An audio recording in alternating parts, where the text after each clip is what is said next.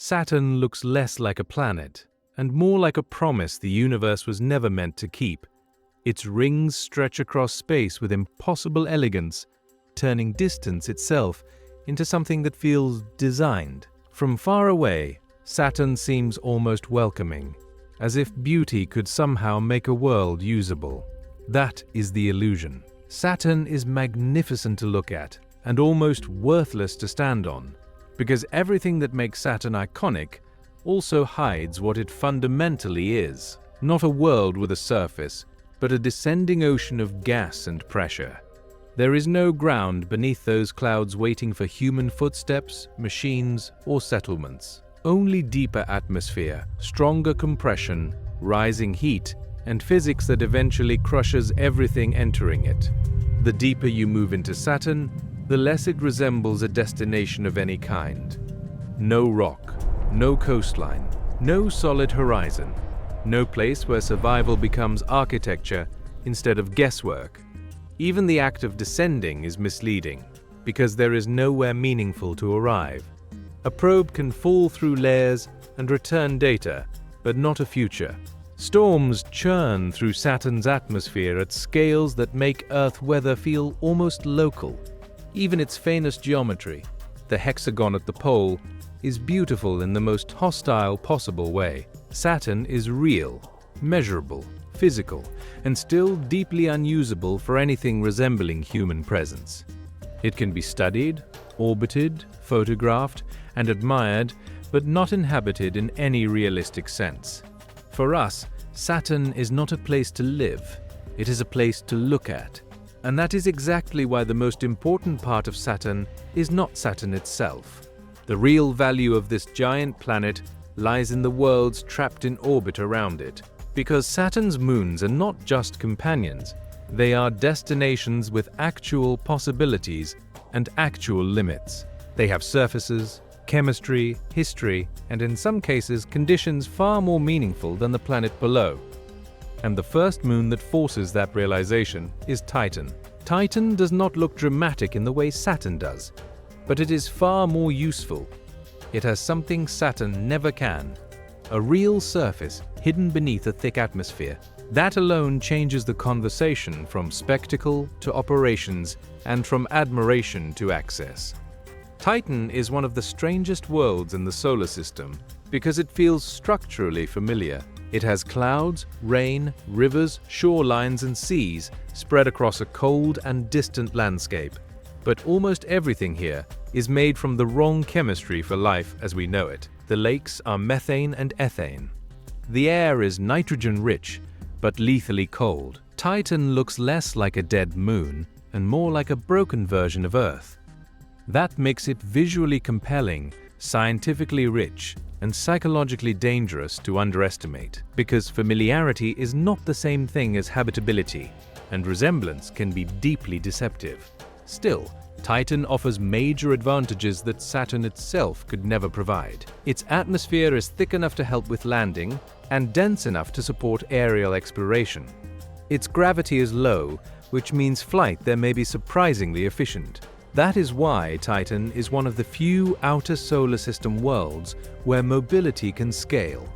A rotorcraft can move between sites, study landscapes, and cover distance instead of dying in place. For robotic science, that makes Titan extraordinary. It is a world you can actually work with. For humans, it also means Titan is far more imaginable than Saturn itself. But imaginable does not mean forgiving. And this is where the dream starts breaking. Titan's surface temperature is around -179 degrees Celsius. At that temperature, cold stops being an inconvenience and becomes the central engineering fact. Every structure must preserve heat. Every suit must resist cryogenic failure. Every system fights brittleness. Fuel handling changes. Materials change. Maintenance changes. Even simple exposure becomes a technical emergency. And sunlight this far out is weak, diluted, and filtered through Titan's haze. So energy becomes precious, limited, and difficult to scale for sustained human activity. Titan may be easier to land on than many worlds, but harder to truly live on.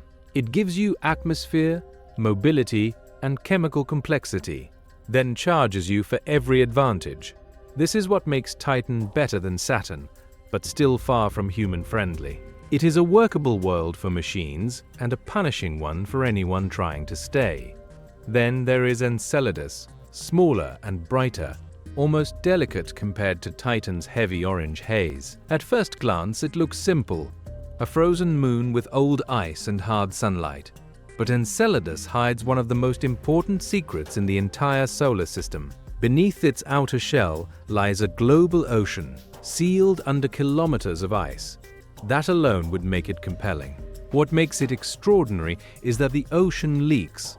Near the South Pole, fractures in the ice launch water vapor and particles into space. Those plumes carry traces of the interior: water, salts, organics, and clues from below.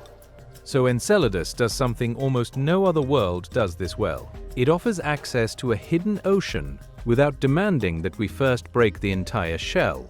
For science, that is almost unbelievably generous. For astrobiology, it is one of the clearest invitations anywhere beyond Earth. A spacecraft can fly through those plumes and sample material from an unseen ocean directly. That means Enceladus could answer questions far larger than its size would suggest. It may tell us whether habitable chemistry can emerge in dark oceans far from sunlight. But none of that makes Enceladus easy for humans. Its surface is bitterly cold, fractured, unstable, and defined by extremely weak gravity.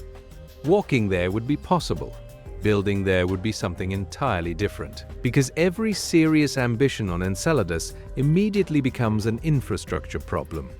You need heat, drilling, power, transport, communications, redundancy, shielding, and absurd reliability.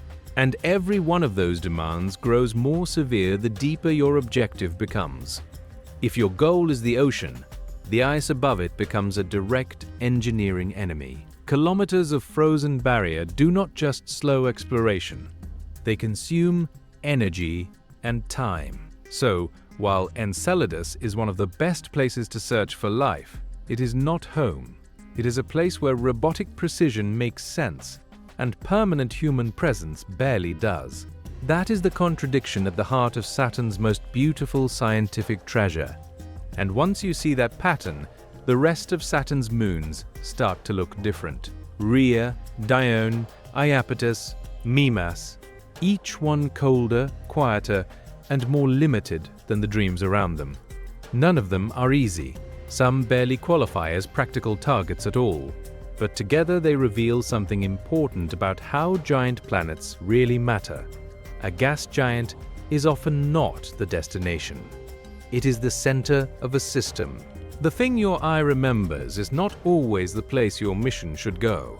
Saturn dominates the imagination, but its moons dominate the conversation about actual exploration, because a moon can offer what a giant planet never can: a surface to land on, material to study, a place where systems can persist. Not comfort, not safety, not anything close to easy, but at least a physical foothold. That changes the logic of exploration completely. You do not come to Saturn to conquer Saturn. You come because around Saturn there are worlds with chemistry, oceans, weather, and history. Worlds where robots can work, where science can deepen, and where human limits become measurable.